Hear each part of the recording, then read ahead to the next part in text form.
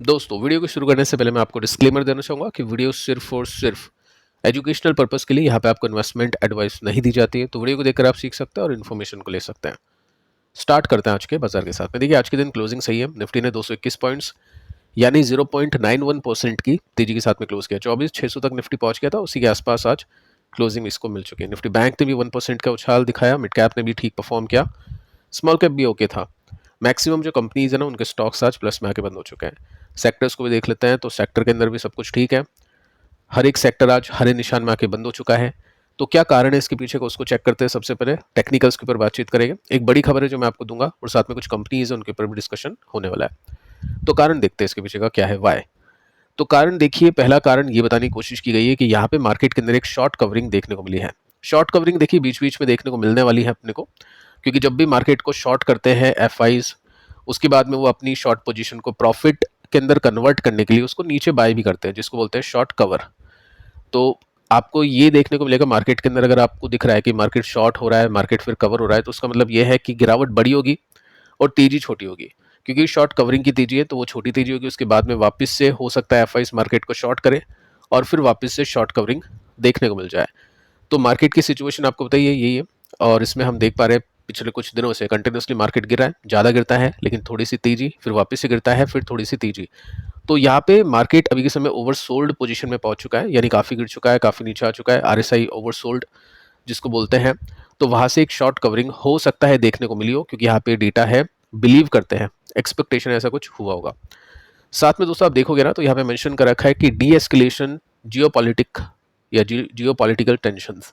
क्या टेंशन चल रही है मार्केट के अंदर? देखो, अपनी टेंशन की बात करें, इंडिया की टेंशन की बात करें, तो टैरिफ है।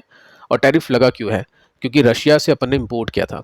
अब रशिया के ऊपर सैंक्शन लगे हुए हैं। क्यों लगे हुए हैं? क्योंकि रशिया यूक्रेन से वॉर कर रहा है। अब देखिए, यहाँ पे एक्सपेक्टेशन कुछ ऐसी है कि 15 अगस्त को ट्रंप और रशिया यानी पुतिन दोनों मीटिंग करने वाले हैं। अब ये मीटिंग करने के पीछे का रीज़न क्या है? ऑब्वियस है कि जो वॉर चल रही है इसको रोका जाए। अब ट्रंप को देखिए क्रेडिट लेने की आदत है। अब इंडिया पाकिस्तान के बीच में वॉर हुई थी तो उसको भी बोला जा रहा है कि हमने रुकवा दिए, बट ठीक है, अब यहाँ पे भी कोशिश कर रहे हैं कि रशिया और यूक्रेन की जो वॉर है ना उसको भी रुकवा दें। कुछ मीटिंग करते हैं और कुछ करते नेगोशिएशन जिससे ये रुक जाए।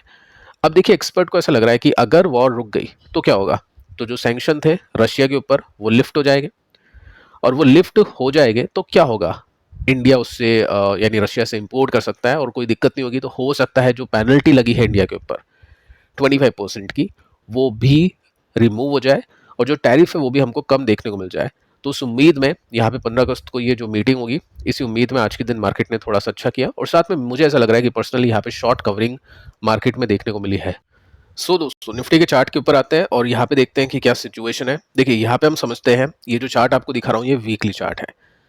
अब मंथली चार्ट होता है super ultra long term, weekly chart हम बोल सकते हैं लॉन्ग टर्म या मीडियम टर्म भी बोल सकते हैं, और डे चार्ट होता है ना, उसको हम शॉर्ट टर्म चार्ट बोल सकते हैं।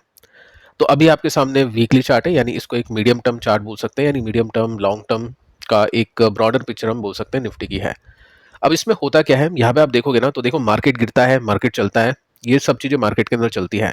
लेकिन ले देके मार्केट ने वीकली परफॉर्मेंस में जो चार्ट में अच्छा परफॉर्म किया, यानी लॉन्ग टर्म में मार्केट अच्छा है। अब देखिए, शॉर्ट टर्म में डी चार्ट के अंदर अगर आप देखोगे तो आपको, चलो ठीक है आगे चल के मैं आपको बता दूंगा, लेकिन वीकली चार्ट के अंदर आपको यहाँ पे सिंपल सा दिख रहा होगा कि ये है सपोर्ट। यहाँ से मार्केट में तेजी बनी, फिर इस सपोर्ट से मार्केट के अंदर एक तेजी बनती है, फिर यहाँ तक चलो पहुंचा नहीं, पहली सपोर्ट लिया मार्केट ने, यहाँ पे पहले सपोर्ट लिया, और फिर उसके बाद में जब मार्केट गिरा तो इसी लेवल से तेजी बनी। यानी जो बड़ी गिरावटें हुई है, उन बड़ी गिरावटों को जो सपोर्ट मिला है वो ये लाइन है। अभी देखो, मैं ऐसे नहीं कह रहा हूँ कि यहाँ तक निफ्टी पहुंच जाएगा, लेकिन अगर चीज़ें खराब होती हैं, प्रॉब्लम आती है, नंबर्स अच्छे नहीं आते अगले 2-3 क्वार्टर के अंदर टैरिफ की वजह से, रशिया यूक्रेन के अंदर वॉर कंटिन्यू रहती है, अभी देखो इंडिया पाकिस्तान के बीच में भी वॉर हो सकती है, ऐसी न्यूज़ आ रही है, आगे चल के बताऊंगा। तो ये सब सिचुएशन अगर होती है ना, तो फिर डेफिनेटली हम एक्सपेक्ट कर सकते हैं कि मार्केट हो सकता है यहाँ तक पहुंच जाए। लेकिन अगर ऐसा कुछ नहीं होता है तो हो सकता है हम पहले रिकवरी देख पाए, क्योंकि यहाँ पे आपने नोटिस किया है 2 बार इस सपोर्ट से पहले रिकवरी बनी है, लेकिन 3 बार इसी सपोर्ट से रिकवरी बनी है। तो आपको क्या लगता है? कमेंट कर सकते हैं, आपको कैसा लग रहा है मार्केट अभी के समय की, क्या एक्सपेक्टेशन है आपकी? आपने कैश होल्ड रखा है तो ऑब्वियस आपको लग रहा होगा कि मार्केट और नीचे आ सकता है, तो कमेंट करके बता सकते हैं, क्योंकि दोनों पॉसिबिलिटीज हैं, लेकिन जो भी होगा वो सब अपने को चार्ट में दिखेगा। अब देखो यहाँ पे आने के कितने चांसेस हैं वो देखते हैं। उसके लिए अपन क्या कर सकते हैं, डी चार्ट के अंदर आते हैं, शॉर्ट टर्म के चार्ट के अंदर आते हैं और उसको देखते हैं कि क्या सिचुएशन है। देखो अभी की सिचुएशन आपके सामने है। सबसे पहले आप यहाँ पे देखो और यहाँ पे आपको शॉर्ट मार्केट देखने को मिलेगा, यानी एफआईस मार्केट को शॉर्ट करती है, उसके बाद में कवरिंग हो जाती है, उसके बाद में शॉर्ट करती है, फिर एकदम से तेजी, यहाँ पे शॉर्ट, फिर ये तेजी। तो मार्केट शॉर्ट है, अभी मार्केट को मतलब बेचा जा रहा है। एफआईस का डेटा भी आप देखोगे तो कैश मार्केट के अंदर बिकवाली चलती जा रही है। एक डेटा मैंने आपको बताया था जिसमें एफआईस डीआईएस दोनों ने बाइंग की थी, स्टिल मार्केट गिरा, तो उसके पीछे का रीजन था एफआईस ने शॉर्ट किया हुआ है मार्केट को। कैश में बाय कर लेते हैं छोटा मोटा, लेकिन ओवरऑल वो शॉर्ट करके चलते हैं। कुछ कंपनीज है जिसमें अपनी पोजीशन को इंक्रीज किया है एफआईस ने, वो भी अपन देखते रहते हैं टाइम टू टाइम। ऐसी कंपनीज जिनके नंबर्स अच्छे आ रहे हैं कि उनके basis Y and Y basis में दोनों में, तो उन कंपनीज में एफआईस बाय कर लेता है, लेकिन जो मेजर है ना वो एफआईस ने मार्केट को बेचा हुआ है, शॉर्ट किया हुआ है। तो जब भी आप देखोगे ना कैश की बाइंग सेलिंग, तो उसमें आपको रियल जो पिक्चर है ना वो आपको पता नहीं चलेगी, लेकिन स्टिल आप देख सकते हैं कि कैश मार्केट के अंदर एफआईस की क्या पोजीशन है। अब देखिए यहाँ पे आपको देखने को मिलेगा कि ये एक मेजर सपोर्ट बना हुआ था निफ्टी का, ठीक है। इससे निफ्टी कल नीचे जाके बंद होता है, आज के दिन इसके ऊपर जाके बंद हो जाता है। तो यानी अल्टीमेटली ये जो सपोर्ट है अभी ना तो ब्रेकआउट हो चुका है, या फिर सपोर्ट पे मैं ऐसा भी नहीं बोलूँगा कि सपोर्ट मेंटेन हो रहा है, ये सपोर्ट को रिस्पेक्ट दी जा रही है। अगर ऐसा होता तो इसके ऊपर सस्टेन करता, ना ही मैं बोलूँगा कि ब्रेकडाउन हुआ है। तो अभी यहाँ पे है कंफ्यूजन वाली सिचुएशन, देखते हैं ब्रेकआउट होता है या ब्रेकडाउन होता है, क्योंकि अब ये पैटर्न इस बॉक्स के अंदर आ चुका है निफ्टी का।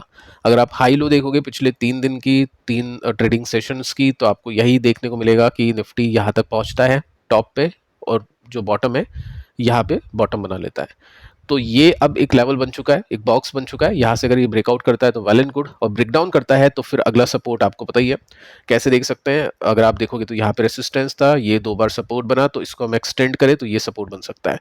अगर ये भी टूटता है तो फिर वो दिक्कतें हो सकती है, क्योंकि जो बेस हमने बनाया है वीकली चार्ट पे वो इसके सहारे से बना है।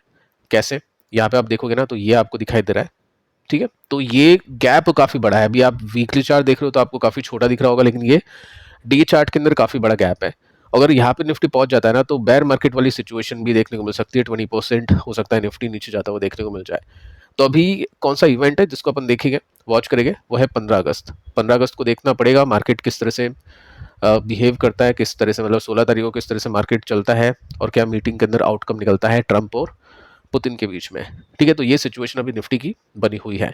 और वैसे अगर आप पूछोगे निफ्टी स्ट्रांग है या वीक है, तो ये सब देख के मैं कहूँगा निफ्टी अभी वीक ही बना हुआ है।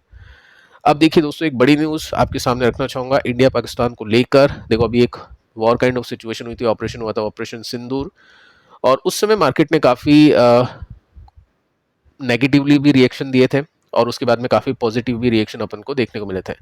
मैंने आपको डेटा दिया था जितनी भी वॉर हुई है इंडिया पाकिस्तान के बीच में, तो उस समय मार्केट ने किस तरह से परफॉर्म किया था। डेफिनेटली मार्केट को गिरना बनता है, लेकिन उसके बाद में काफ़ी तेज़ी से रिकवरी भी आती है।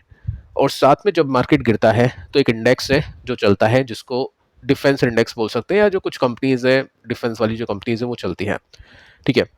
अब देखिए यहाँ पे न्यूज़ ये है, इंडिया के जो रक्षा प्रमुख है, सेना प्रमुख हम इनको बोल सकते हैं।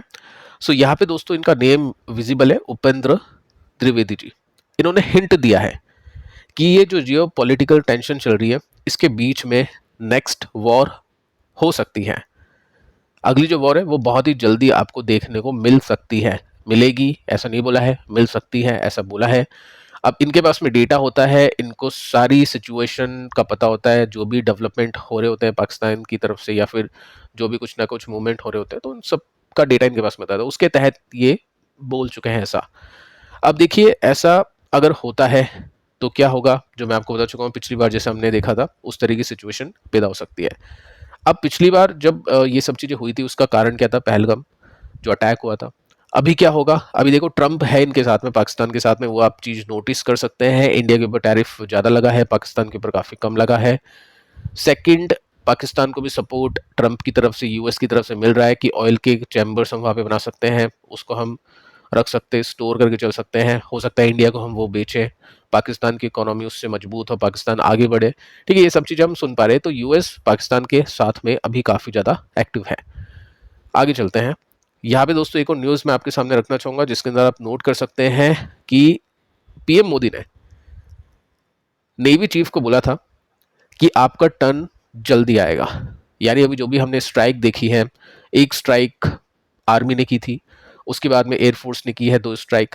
अभी नेवी का एक मतलब यहाँ पे हम बोल सकते हैं इनको इनको मिला नहीं है मौका अल्टीमेटली।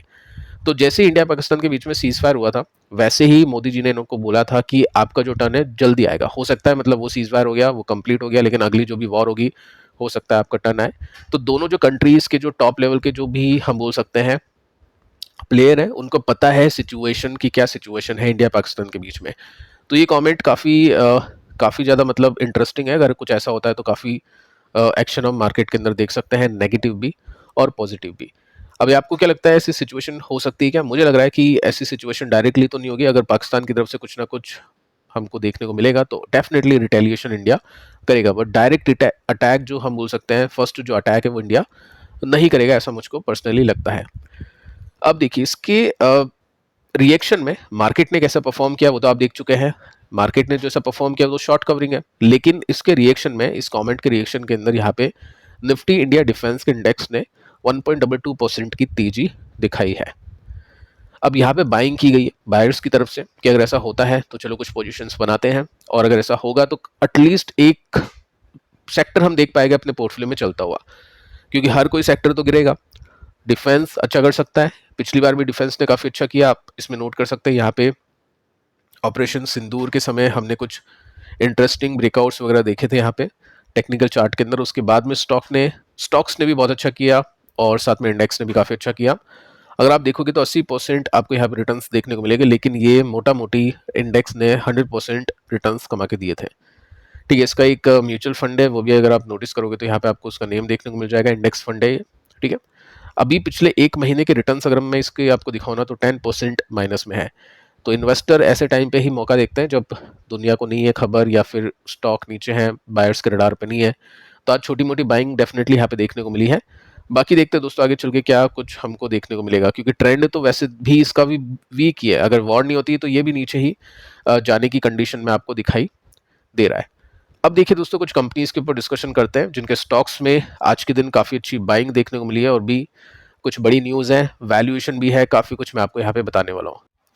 तो स्टार्ट करते हैं पहली कंपनी के साथ में, जिसका नाम है वीबीएल वरुण बेवरेजेस लिमिटेड। 3% का जंप है और अच्छी खासी तेजी के साथ में आज इसने क्लोज किया है। आप देख सकते हैं यहाँ पे वापस से कंपनी क्लेम करने की कोशिश में है 2 लाख करोड़ का मार्केट कैप, क्योंकि अभी स्टॉक जब नीचे आया तो 2 लाख करोड़ के मार्केट कैप से ये स्टॉक यानी जो कंपनी है वो फिसल गई। 60 का पी रेशियो है इस कंपनी का। ठीक है, आगे चलते हैं। सो यहाँ पे देखिए दोस्तों, सबसे पहली बात मैं आपको ये बताना चाहूँगा कि स्टिंग लॉन्च होने के बाद में कंपनी के पास में एक नया प्रोडक्ट था जो मार्केट के अंदर काफ़ी जोरों शोरों से चला। अब हर बार तो ऐसा होगा नहीं कि कंपनी कुछ ना कुछ नया प्रोडक्ट को लॉन्च करे, अभी ऐसा कोई न्यू प्रोडक्ट है नहीं, तो उसमें इन्वेस्टर ये एक्सपेक्ट करेगा कि जो वैल्यूएशन इसको पहले मिली हुई थी वो वैल्यूएशन अब इसको नहीं मिलेगी, वैल्यूएशन कम होगी। सेकंड, कैंपा कोला ये कंपटीशन भी आ चुका है, तो इन्वेस्टर अब ये रिटर्न्स की एक्सपेक्टेशन तो बिल्कुल नहीं करेगा, वो भी इस मार्केट कैप पर जाके एक एफएमसीजी डिफेंसिव कंपनी से। तो ये एक्सपेक्टेशन करना मेरे हिसाब से बेवकूफ़ी है, अगर कुछ बड़ा डेवलपमेंट नहीं होता है तो। इन्वेस्टर क्या देखेगा कि जब ये सब चीज़ें नहीं थी, नॉर्मल ये कंपनी चल रही थी, तो कैसे रिटर्न्स कमा के दे रही थी इन्वेस्टर्स को। तो अगर आप देखोगे ना तो अभी आपको दिखाई देगा पिछले 5 साल में तकरीबन, ठीक है यहाँ पे अभी मेंशन नहीं कर रखा है, आप चेक कर लेना, ये जो रिटर्न्स बने मतलब 15-20 गुना पैसे हुए हैं बहुत कम टाइम के अंदर। लेकिन यहाँ पे आप देखोगे ना 16 से लेकर 21 में यानी 5 साल के आसपास तो 250% के रिटर्न्स बने हैं। एक पॉइंट ये है कि उस समय मार्केट कैप कम था, अभी मार्केट कैप ज़्यादा है, तो इन्वेस्टर एक्सपेक्ट करेगा कि इसमें से 40% 50% और निकाल लूँ, मैं 200% की एक्सपेक्टेशन कर लूँ कि नेक्स्ट 5 साल में पैसा अगर 3 गुना भी हो गया या 2 ढाई 3 गुना भी हो गया तो मेरे लिए ठीक है, वो कंसिस्टेंसी के साथ में इतने रिटर्न्स मेरे को मिल सकते हैं। तो वो एक्सपेक्टेशन होगी रियलिस्टिक, अगर उसमें कुछ अच्छे रिटर्न्स मिल गए तो वो बोनस होगा। ठीक है, तो इस तरह की एक्सपेक्टेशन अभी इन्वेस्टर्स यहाँ पे कर रहे हैं। सेकेंड आप पॉइंट देखोगे ना तो यहाँ पे आपको दिखाई देगा कि वैल्यूएशन अभी इसकी कितनी है, 60 के आसपास है, और मीडियन की बात करें तो ये भी 60 है। तो एक तो वैल्यूएशन इसकी कंफर्टेबल हो चुकी है, मीडियन के आसपास की वैल्यूएशन आपको इसमें देखने को मिल रही है। सेकंड आप देखोगे ना तो कंपनी का जो ईपीएस है वो कंटिन्यूसली बढ़ रहा है, यानी कंपनी की अर्निंग्स कंटिन्यूसली बढ़ते जा रही है। सो यहाँ पे आपको नोटिस करने को मिलेगा कि ये जो लेवल था वो वैल्यूएशन का एक बॉटम बना, उसके बाद में कंपनी का स्टॉक चला, कंपनी की वैल्यूएशन भी 100 के आसपास हुई। और यहाँ पे दोस्तों वापस से स्टॉक उसी वैल्यूएशन पे आ चुका है। देखते हैं अब वैल्यूएशन इसकी रीरेट होती है या फिर नहीं। अब वैल्यूएशन रीरेट कब होती है? जब आप अच्छे नंबर्स दो, अच्छी कमेंट्री कर दो, अच्छी इन्वेस्टमेंट्स अगर आप करो तो ये सब चीज़ें होती है। सो नंबर्स इसके कैसे थे दोस्तों? नंबर्स इसके अच्छे थे। क्या एक्सपेक्टेशंस को कंपनी के नंबर्स ने बीट किया? डेफिनेटली क्वार्टर वन में, यानी इसी क्वार्टर के अंदर कंपनी ने बाजार की एक्सपेक्टेशंस को बीट किया था।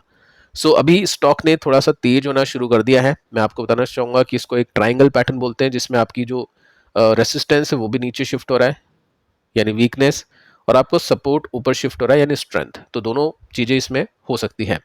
देखते हैं दोस्तों क्या होता है, यहाँ से ब्रेकआउट होता है या फिर ब्रेकडाउन होता है। बाकी नंबर्स अच्छे आ चुके हैं तो ब्रेकडाउन के चांसेस तो लगते नहीं है, और ब्रेकआउट हो जाए तो उसमें आपको चार्ट के अंदर पता चल जाएगा कि ब्रेकआउट इसमें हुआ है या नहीं। मैं आपको बता दूंगा टेक्निकल्स के साथ में। सेकंड जो कंपनी है इसका नाम है केपीआई ग्रीन एनर्जी। 4% के साथ में तेज स्टॉक ने आज परफॉर्म करके क्लोज किया। कुछ क्वेश्चंस मैंने आपके देखे कि क्वार्टर वन में इसके रिजल्ट बहुत अच्छे थे बट स्टॉक चला नहीं। 10,000 करोड़ का मार्केट कैप, 28-29 का पी रेशो है, और इसकी भी अगर मैं आपको रिजल्ट की शीट दिखाऊं, एक्सपेक्टेशन देखिए नहीं थी इसके अंदर शीट, तो हम सीधे रिजल्ट को ही देख सकते हैं। तो 73% के साथ में जंप इसमें देखने को मिला है। अच्छे रिजल्ट है वाई बेसिस के हिसाब से, और क्यू क्यू बेसिस के हिसाब से भी तेजी बनी है। नेट प्रॉफिट की बात करें 55% के साथ में प्रॉफिट इसका बढ़ चुका है, और क्यून के बेसिस में बात करें तो क्यून के बेसिस में भी तेजी बनी है। तो रिजल्ट कैसे? रिजल्ट दोस्तों अच्छे हैं। ईपीएस अगर आप देखोगे ना तो अर्निंग पर शेयर इसका कंटिन्यूसली बढ़ रहा है। इसका मतलब कंपनी कंटिन्यूसली अपने प्रॉफिट को बढ़ाते जा रही है। साथ में इस वजह से स्टॉक का जो प्राइस है वो नहीं चल रहा है, तो इस वजह से क्या हो चुका है, इसकी वैल्यूएशन अभी नीचे आ चुकी है। ये एक अच्छी अपॉर्चुनिटीज़ के रूप में इसको इन्वेस्टर देखता है। ऐसा नहीं है कि आपको खरीदना बेचना है, जस्ट मैं आपको सिखा रहा हूँ कि कैसे आप अपॉर्चुनिटीज़ को देख सकते हैं कि वैल्यूएशन कम हो चुकी है, अर्निंग्स बढ़ चुकी है। लेकिन काफ़ी लोग इग्नोर कर देते हैं फ्यूचर को। देखो ये जो डेटा है ना, सब कुछ आपका पास्ट का डेटा है, और ये प्रेजेंट का भी हम बोल सकते हैं, ये 30 का पी हो चुका है। लेकिन फ्यूचर में क्या होगा उसके हिसाब से ही तो आप खरीदारी करते हो, इन्वेस्टर उस हिसाब से देखते हैं। तो नॉर्मली कभी कभी क्या होता है कि जब वैल्यूएशन नीचे होती है ना, तो इन्वेस्टर को पता होता है कि अगले कुछ क्वार्टर्स में या कुछ साल में अच्छे नंबर्स नहीं आ पाएंगे, तो पहले से ही वैल्यूएशन कम कर देते हैं। अब क्यों अच्छे नंबर्स नहीं आ पाएंगे? क्योंकि यूएस के साथ में अभी संबंध इतने कुछ खास अच्छे नहीं है। ये कंपनी एक्सपोर्ट करती है यूएस को, बहुत ज़्यादा एक्सपोर्ट नहीं करती है, इंडिया को ही ज़्यादा सप्लाई करती है, बट एक पार्ट है एक्सपोर्ट के अंदर भी। साथ में टोटल मार्केट अभी ख़राब कर रहा है, तो वो एक पॉइंट है। तो यूएस अगर कुछ बड़े डिसीजन लेता है ग्रीन एनर्जी सोलर के ऊपर या कंपनीज के ऊपर, तो डेफिनेटली यहाँ पे एक अनसर्टेनिटीज उसके हिसाब से बन रही है। बट वैसे अगर मैं दिखाऊँ ना आपको डोमेस्टिक डेटा, तो बहुत अच्छा ये देखने को मिलता है सेटअप, जो अभी आप स्क्रीन पर देख पा रहे हैं। अब देखो यहाँ पे हुआ क्या है, स्टॉक ने भी एक रिएक्शन देना शुरू कर दिया। यहाँ पे स्टॉक गिरा, डबल बॉटम बनाया, उसके बाद में स्टॉक ऊपर गया। ये क्या था? ये सपोर्ट था, ये भी सपोर्ट था, तो ये रेसिस्टेंस था। तो स्टॉक ने अपने पहले रेसिस्टेंस को तो यहाँ से ब्रेक कर दिया। अब उसके बाद में दूसरी जो लाइन मैंने आपको यहाँ पे दिखाई है, जिसमें आप देख सकते हैं ये क्या था, सपोर्ट था, और ये क्या था, रेसिस्टेंस था। तो इसको आगे करते हैं। अब ये सेकंड रेसिस्टेंस पे है, अगर इसको ब्रेक कर देता है तो हाई चांस है कि ये ऑल टाइम हाई तक पहुंचने की कोशिश करें। तो टेक्निकल अभी स्ट्रॉन्ग इसके देखने को मिल रहे हैं रिकवरी रिवर्सल के साथ में। अगर मैं नंबर्स की बात करूँ तो नंबर्स भी अच्छे खासे ही देखने को मिले हैं। इसके बाद में देखिए नेक्स्ट कंपनी है होम फर्स्ट फाइनेंस। 6% की तेजी के साथ में स्टॉक ने क्लोज किया। 29 का पी है, जो कि ठीक है। 30-35 के आसपास की वैल्यूएशन मिल जाती है ग्रोथ कंपनीज को एनबीएफसीज में। और इसमें अगर आपको देखना है कि इसके नंबर्स कैसे थे, तो यहाँ पे आपको दिखाई देगा कि इसके नंबर्स थे एक्सपेक्टेशन से कम। बहुत ज़्यादा क्या गैप था क्या, या बहुत अच्छे परसेंटेज के साथ में इसने मिस किया था क्या? नहीं, मतलब इन लाइन हम बोल सकते हैं 1-1.5% का जो ऊपर नीचे वो चलता है, तो in line kind of numbers थे। अब देखिए एक बड़ी खबर आपको देखने को मिलेगी आज के दिन की। वॉरबर्ग इसका एक इन्वेस्टर है, पीई कंपनी है, प्राइवेट इक्विटी कंपनी है, जिसने इसको लिस्ट होने से पहले बाय किया था। ये कंटिन्यूसली इस कंपनी से एग्जिट करते रहते हैं, मतलब थोड़े थोड़े स्टॉक्स बेचते रहते हैं। उसकी वजह से आपने नोटिस किया होगा कि यहाँ पे स्टॉक ने काफ़ी बार खराब परफॉर्म किया। कभी कौन बेचता है, कभी क्या बेचता है, तो यहाँ पे स्टेक बिका, ये स्टेक बिका, ये स्टेक बिका। तो ये कोशिश करते हैं ये जो कंपनी है, जो प्राइवेट इक्विटी कंपनी है, कि ऊंचाई पर इसको बेचे, और जहाँ पे ये बेचते हैं उससे स्टॉक अंडर परफॉर्म कर देता है। तो अगर मैं सही हूँ तो यहाँ पे मेंशन कर रखा है कि एग्जिट करने की ये बात करें, अभी कंप्लीटली एग्जिट है या नहीं है, बाकी काफ़ी कुछ इन्होंने बेच दिया है। तो जब भी ऐसी न्यूज़ आती है कि अब ये निकलने वाले हैं, अब ये बार बार नहीं बेचेंगे, तो क्या होता है, स्टॉक कभी कभी चल जाता है। तो इन्होंने 1307 करोड़ रुपीस का माल बेचा ब्लॉक डील के जरिए। तो किसी ने बेचा, किसने लिया? एक एफआई, मतलब ये एफआई है, इस एफआई ने बेचा, हो सकता है दूसरे एफआई ने लिया हो, या हो सकता है डीआईएस ने लिया हो। तो यहाँ पे स्टॉक ने 5% की तेजी दिखाई इस खुशी में कि ये इन्वेस्टर इस कंपनी से निकल रहा है, तो बार बार ये स्टॉक्स को नहीं बेचेगा अपने रेसिस्टेंस पे। यहाँ पे आप देखोगे ना तो कंपनी की सिचुएशन भी अच्छी है, फाइनेंशियल सिचुएशन जिसमें 186, 228, 306, 382, 413, यानी कंटिन्यूसली कंपनी के मुनाफे बढ़ते जा रहे हैं। सीएजीआर भी काफ़ी अच्छे आपको देखने को मिल जाएंगे 27% के, 30% के। और टेक्निकल चार्ट के हिसाब से ये कुछ रेसिस्टेंस के पॉइंट है जो कि अभी भी हिट हुए हैं। सपोर्ट तो देखिए काफ़ी नीचे है, लेकिन देखते हैं नंबर्स तो ठीक है, इस सपोर्ट पे पहुंचेगा नहीं पहुंचेगा। अगर बहुत ख़राब सिचुएशन होती है तो ही हो सकता है कुछ ऐसा देखने को मिले, बाकी कंपनी अच्छी खासी देखने को यहाँ पे मिल जाती है। नेक्स्ट कंपनी हरिओम पाइप्स, 12% का जंप इसने आज दिखा दिया है। 1,500 करोड़ का मार्केट कैप है, जस्ट एक पैनी कंपनी है। 24 का पी रेशियो आप इसमें नोट कर सकते हैं। देखो इसके रिजल्ट कैसे थे, रिजल्ट अच्छे थे। 34% के साथ में सेल्स बढ़ी थी, 35% के साथ में कंपनी का प्रॉफिट बढ़ा था। कंपनी Q1 के बिजनेस अपडेट के बाद भी स्टॉक चला था। सो यहाँ पे अगर आप देखोगे तो इसने भी एक तेजी बनाना शुरू कर दिया है। अब देखो यहाँ पे सिचुएशन क्या है, स्टॉक तो इस तरह से चल रहा है, मार्केट इस तरह से गिर रहा है, तो डाइवर्सिफिकेशन इसलिए करते हैं पोर्टफोलियो में कि कुछ कंपनीज का ट्रेंड इस तरह से होगा, कुछ कंपनीज का ट्रेंड इस तरह से होगा। सो यहाँ पे क्या सिचुएशन है, देखो एक ब्रेकआउट तो इसने कर दिया है क्योंकि ये एक क्या था, रेसिस्टेंस बन गया था, तो उसको तो इसने तोड़ दिया है। अभी हम इसको थोड़ा सा डिटेल में देखें तो यहाँ पे आपको देखने को मिल जाएगा कि एक रेसिस्टेंस है जो कंपनी अभी फेस कर रही है। देखो नंबर्स अच्छे हैं, टेक्निकल ट्रेंड के अंदर भी एक रिवर्सल इसमें देखने को मिला है, वैल्यूएशन भी कंफर्टेबल है, एक पैनी कंपनी है, तो बहुत ज़्यादा अप्स एंड डाउन्स देखने को मिलेंगे इन कंपनीज में। तो जो भी हाई रिस्क टेकर होते हैं वही ऐसी कंपनीज के स्टॉक्स को खरीदते हैं। सो फिलहाल दोस्तों इस वीडियो में इतना ही। पिछले दोनों वीडियोस को आप देखना जो मैंने आपको परसों दिए थे, इसके अंदर भी आपको काफ़ी अच्छी इन्फॉर्मेशन मिलेगी। कुछ मैंने स्टॉक्स के ऊपर बातचीत की है दोनों वीडियोस के अंदर, लेवल्स के साथ में, टेक्निकल फंडामेंटल्स के साथ में सिखाने के पर्पज से, तो इनको भी आप देख सकते हैं। मिलता है नेक्स्ट वीडियो में, तब तक के लिए बाय बाय।